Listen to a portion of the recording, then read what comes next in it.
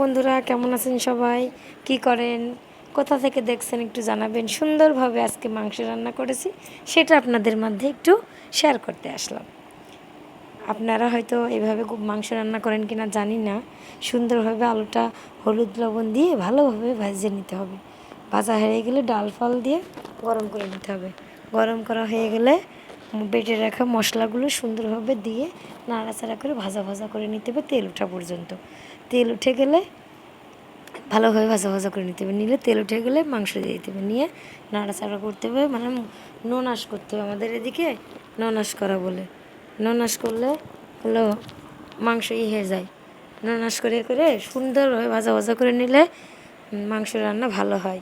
এই দেখেন আলু ভেজে নিয়েছিলাম, কত সুন্দর কালার হয়েছে। এইভাবে আলু ভেজে দিলে মাংসের মধ্যে বিশেষ করে ব্রয়লার মাংসের মধ্যে হয় না, মানে আটা আটা হয় না, ভালো লাগে খেতে। আমার শোনার জন্য আমি আলু দিই, না হলে আমরা ভুনাই করি। আমার বাপটা আলু দিয়ে ভাত খেতে পছন্দ করে, তাই এইভাবে বিশেষ করে কি করব, ইলেকট্রিক চুলাতেও মাংস রান্না ভালোই হয়। তারপরে কি বলবো, এই যে আমার মাংস রান্না চলতেছে, যখন একদম মানে শেষ পর্যায়ে আর কি, মাংসে যখন ঝোল একদম ভুনা হয়ে গেছে, রসুন দিয়েছি, মজা লাগবে। এইভাবে রসুন দিতে যে এত মজা লাগে, দেখেন আমার মাংস রান্নার ফাইনাল লুক।